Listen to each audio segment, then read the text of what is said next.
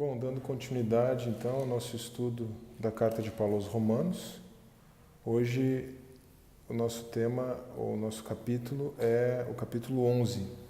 Eu estou aqui em Araucária de novo com o Vinícius e o Leandro, tem sido aí companheiros fiéis nos últimos estudos, nas últimas semanas. E antes de nós entrarmos ao texto propriamente, uma observação é importante. Eu deveria até já ter feito essa observação nos capítulos anteriores, mas, na verdade, o texto ele não nos dava ensejo a isso, o texto ele não transparecia isso que eu vou mencionar agora. Aqui fica muito claro essa questão, que é uma das questões, um dos panos de fundo da redação da Carta de Paulo aos Romanos.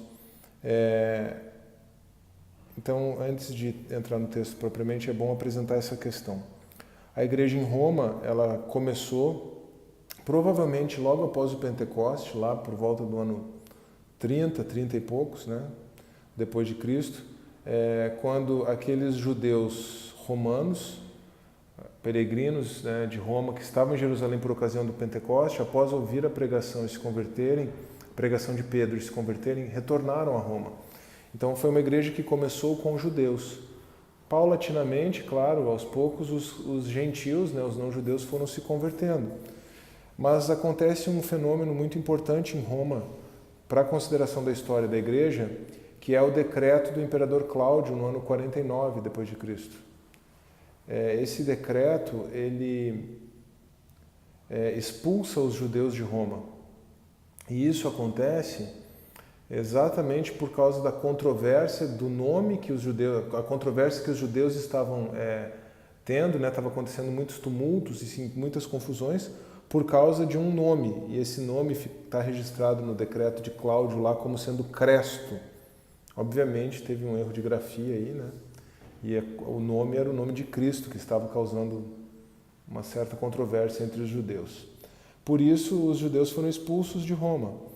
E o que aconteceu então é que a partir desse momento, a maior parte dos cristãos romanos eram composta de gentios.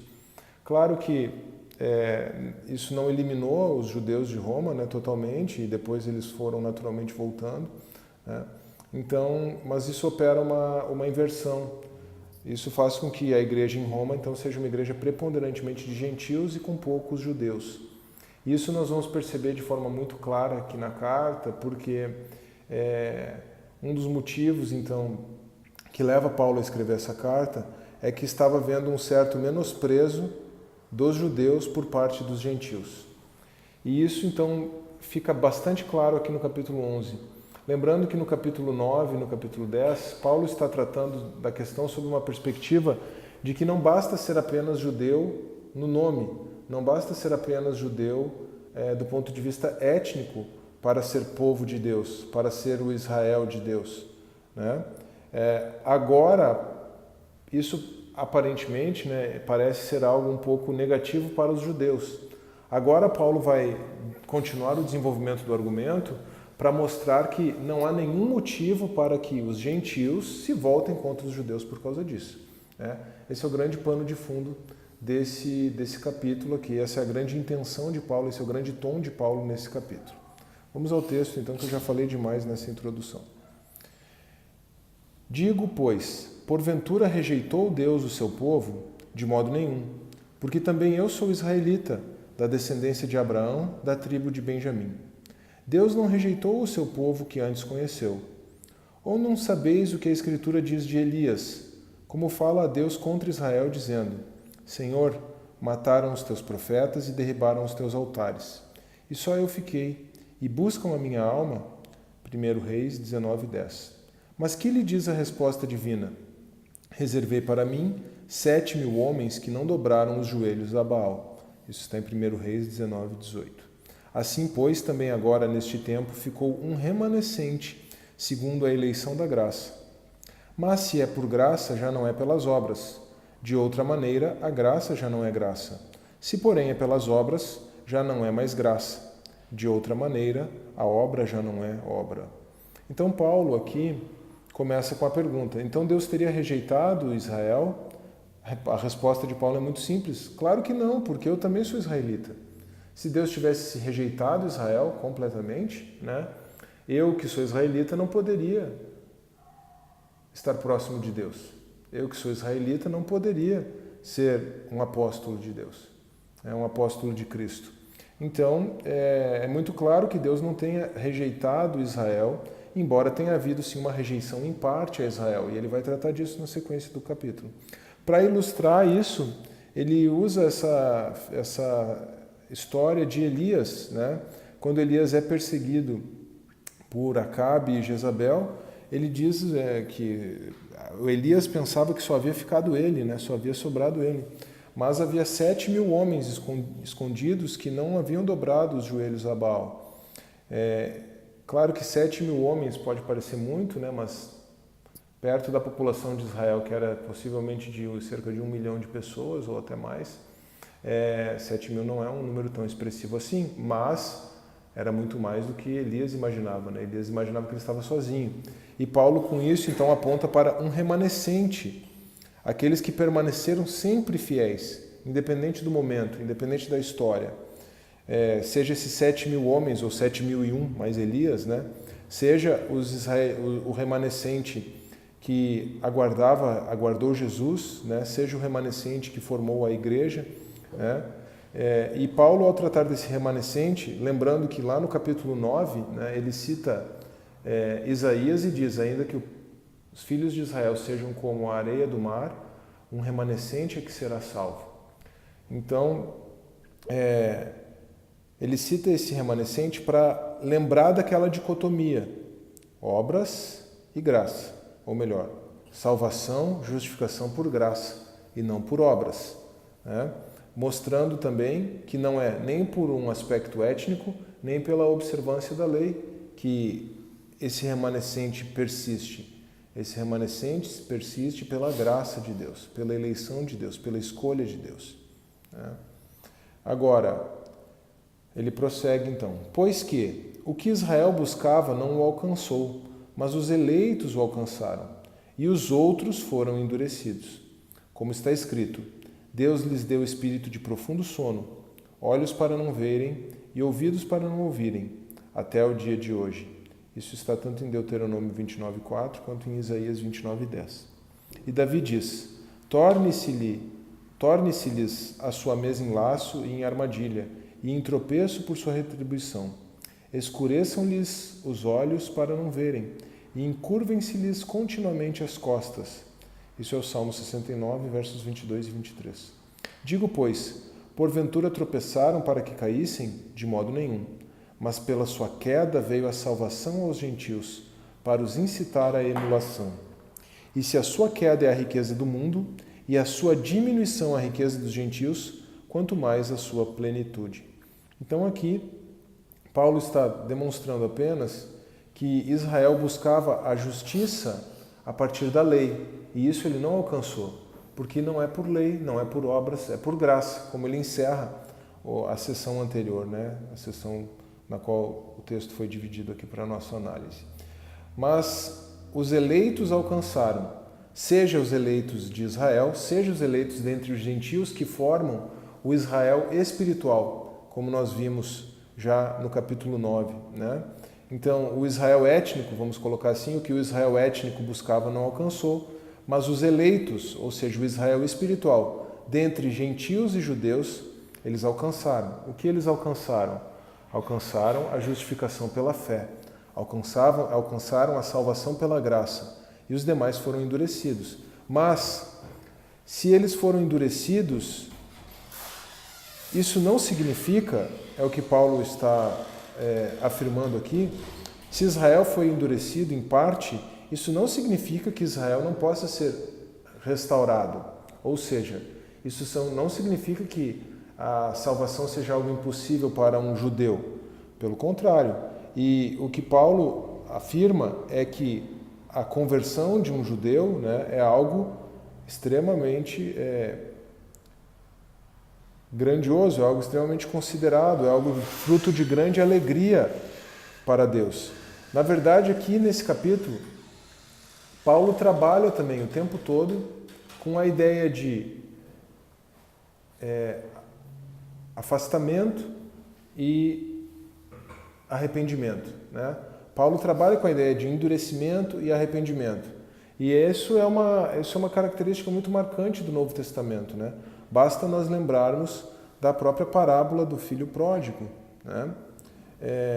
E aí ele vai avançar aqui dizendo, e agora vai ficar clara a questão da rejeição, ou melhor, do menosprezo que os gentios estavam promovendo para com os judeus.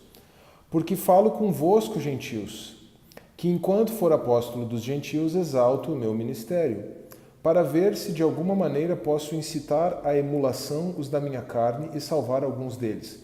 O que é esse incitar à emulação? Né? Levar aos ciúmes, né?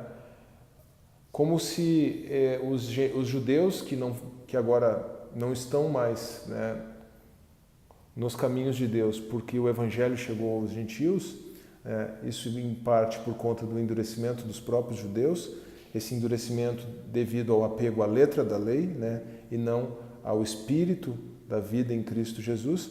Mas Paulo até usa de um argumento assim, no qual ele está forçando um pouco a barra, né, um argumento a fortiori, nem que fosse para que eles se convertessem ao evangelho por ciúmes, né? E Paulo mostra que ele precisa então ficar com os gentios, porque esse é o trabalho dele, e se ele puder, pelo menos como um efeito colateral, que os judeus se convertam por ciúmes, né, por serem incitados à emulação, ele já ficaria satisfeito. Porque se a sua rejeição é a reconciliação do mundo, qual será a sua admissão se não a vida dentre os mortos? E aqui o argumento também é muito simples. Se Israel foi parcialmente rejeitado para que o mundo inteiro pudesse ser reconciliado, como Israel mesmo não pode ser reconciliado? Obviamente que, quando eles são reconciliados, isso é vida dentre os mortos. E se as primícias são santas, por que as primícias? Porque primeiro a palavra de Deus veio a Israel, o Israel étnico, né? E se as primícias são santas, também a massa o é. Se a raiz é santa, também os ramos o são.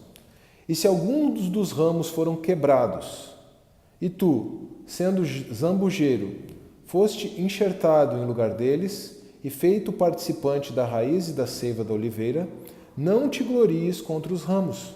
E se contra eles te gloriares, não és tu que sustentas a raiz, mas a raiz a ti. As primícias, os primeiros frutos foram Israel, mas a raiz, né? A raiz é o Cristo, é a palavra de Deus e especificamente Cristo, o Verbo encarnado, a palavra viva de Deus. Alguns dos ramos, quer dizer, aqueles ramos naturais, né? Muitos dos judeus naturais, né, do Israel étnico, foram quebrados, para que os gentios, que eram provenientes de uma oliveira brava aqui, né, não de uma oliveira boa, mas de uma oliveira brava, um zambujeiro, fossem enxertados. Agora Paulo está dizendo, não te glories contra os ramos, ou seja, está dizendo para os gentios. Ele foi quebrado, mas ele foi quebrado por causa da incredulidade dele. Você foi enxertado, gentil, por causa da graça de Deus. Não te glories contra os ramos. Ou seja, não há motivo para que os gentios menosprezem os judeus. E aqui, com essa abordagem tão espiritual, tratando de questões doutrinárias e espirituais tão importantes como a eleição, como a graça, a justificação pela graça, a justificação pela fé, Paulo está resolvendo um problema de relacionamento, um problema social, étnico, demonstrando que os gentios não deveriam menosprezar os judeus. Dirás, pois, os ramos foram quebrados para que eu fosse enxertado. Está bem, pela sua incredulidade foram quebrados, e tu estás em pé pela fé. Isso eu já tinha mencionado, acabei de mencionar. Então, não te ensoberbeças, mas teme. Porque se Deus não poupou os ramos naturais, teme que não te poupe a ti também. E aqui quem se apega a uma questão, a uma doutrina de eleição ou de predestinação, né, para entender que é impossível que um eleito, um escolhido caia, vai ter problemas para lidar, por exemplo, com essas considerações, com esses alertas que Paulo faz aos gentios com base na responsabilidade humana, né? Paulo antes estava falando da eleição a partir da lógica da perspectiva divina, da soberania divina, do plano que Deus tinha.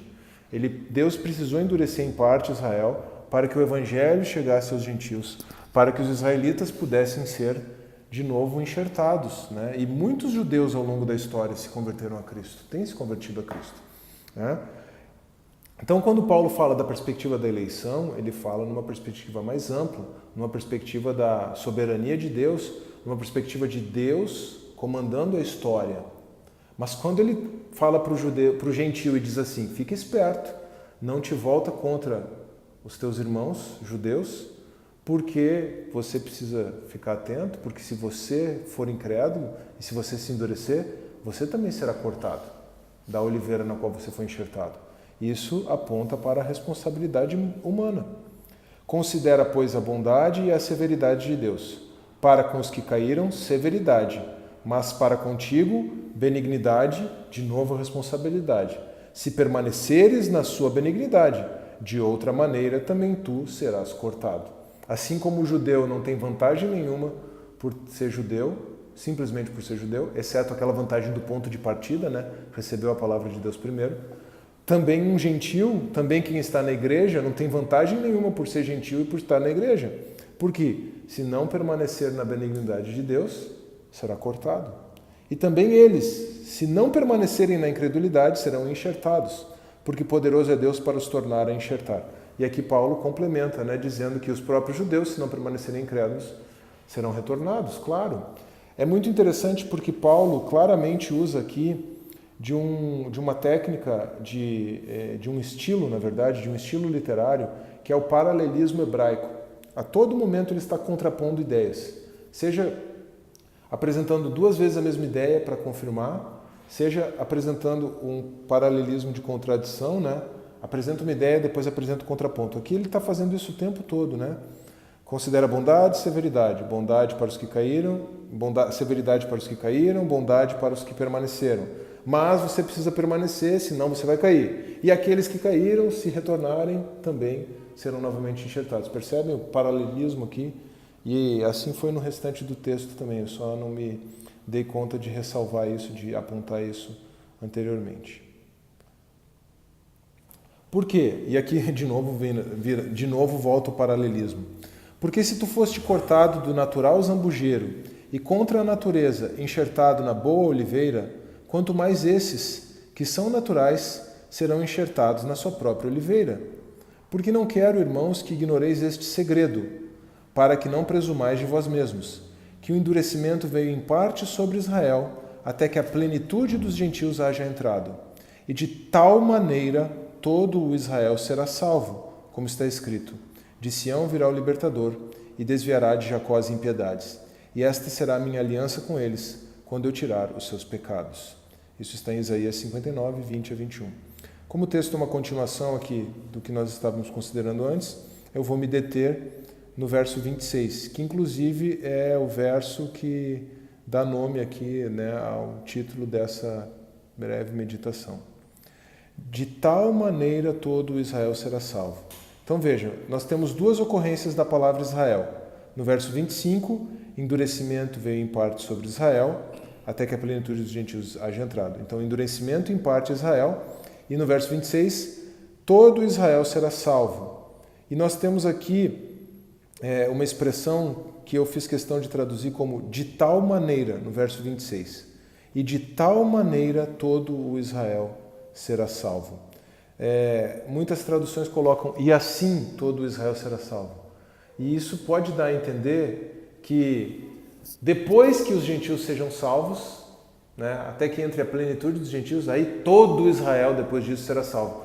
Como se houvesse num determinado momento do tempo uma conversão em massa dos israelitas a Cristo. E alguns dizem que isso aconteceria até na grande tribulação, a partir do dispensacionalismo darbista que eu já mencionei no capítulo 9. Mas o texto não está falando disso. Paulo está construindo um paralelismo aqui, como eu mencionei. E no paralelismo que Paulo constrói, aqui fica muito claro. Veio o endurecimento em parte sobre Israel. Qual é Israel? O Israel étnico. Para quê? Para que, com parte do Israel étnico endurecido, entrando a plenitude dos gentios, os gentios recebendo o evangelho, então todo o Israel seja salvo. Desta maneira, todo o Israel.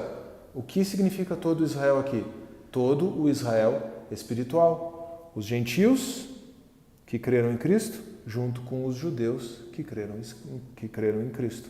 Lembrando que a gente percebe já essas duas acepções diferentes da própria palavra Israel lá no capítulo 9. Né? E que no capítulo 7 nós vimos que Paulo usa a expressão lei em 5 acepções diferentes. Então, não há problema nenhum, não há dificuldade nenhuma que ele empregue a expressão Israel em 2 acepções diferentes aqui. No verso 25, Israel étnico, no verso 26, Israel espiritual. E eu fiz questão de trocar o assim por de tal maneira, porque esse de tal maneira é um advérbio de modo até, se nós pudermos colocar assim, um advérbio de modo. Esse de tal maneira aqui é o mesmo advérbio que nós encontramos, por exemplo, em João 3,16, que é uma passagem que muitos conhecem, né? De tal maneira amou Deus ao mundo que deu o seu Filho unigênito. Quer dizer, o amor de Deus foi tão grande e a maneira com a qual Deus amou o mundo foi que deu o seu Filho unigênito. Não tem nenhuma relação com a passagem em si, eu estou só mostrando a função que aquela palavra cumpre naquela frase, para enfatizar a maneira como Deus amou o mundo. Aqui também, para enfatizar a maneira como todo Israel será salvo. Como todo Israel será salvo? Como todo Israel espiritual será salvo? Com o endurecimento em parte de Israel, do Israel étnico, e a plenitude dos gentios. O endurecimento em parte do Israel étnico, mais a plenitude dos gentios, faz com que todo o Israel espiritual, desta maneira, de tal maneira, o Israel espiritual será salvo. Todo o Israel espiritual será salvo. Todo o Israel espiritual é composto pelos judeus crentes e pelos gentios crentes em Cristo. Bom, e aí nós vamos para a parte final do capítulo, na qual Paulo também retoma ideias que ele trabalha ao longo de toda a carta aos Romanos, no capítulo 5, no capítulo 3, em especial. Assim que, quanto ao Evangelho, são inimigos por causa de vós, mas quanto à eleição, amados por causa dos pais. Porque os dons e a vocação de Deus são sem arrependimento. Isso é para enfatizar que que os judeus podem a qualquer momento se arrepender e retornar a Cristo, né?